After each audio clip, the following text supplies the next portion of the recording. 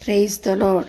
ఎవరైనా మనల్ని మోసగిస్తే, వ్యాపారంలో కానీ, ఏదైనా కొనేటప్పుడు కానీ, ఇంకే విషయంలో కానీ, మోసపోయిన కొత్తలో జరిగిన నష్టానికి, చేసిన మోసానికి అవమానంగా ఫీల్ అవుతాం. ఒకసారి మోసపోయాక జనాల విమర్శలు, వారి వింత చూపులు మనల్ని అవమానంతో దాగి ఉండేటట్లు చేస్తున్నాయేమో. అయితే కాలం గడిచే కొద్దీ జరిగిన మోసానికి వయసు మీద పడితే అవమానం దాగి ఉంటుందేమో అన్న సామెతలాగా కాలాల్లో దేవుడిచ్చే తీర్పు, యెహోవా న్యాయం తీర్చు దేవుడు, ఆయన నిమిత్తం కనిపెట్టు వారంతా ధన్యులు.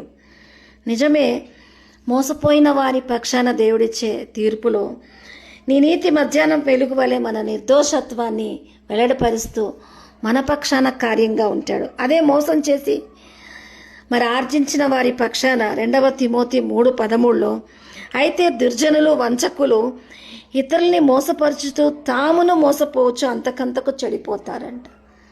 మోసపోయిన వారి పక్షాన దేవుడు కార్యంగా ఉంటాడు. కానీ మోసం చేస్తూ అలవాటు పడిన వారు తమ అలవాటులోనే చెడిపోయిన జీవితాన్ని జనాలకు చూపించుకొని తమ దుర్నీతి ఏంటో తెలిసేటట్టు వారి మోసంలో వారు చిక్కబడి వారి దోషాన్ని వాళ్ళు కలిగిన వారిగా గుర్తింపు పొందుతారు. కనుక నీతిమంతుల పక్షాన దేవుడు కార్య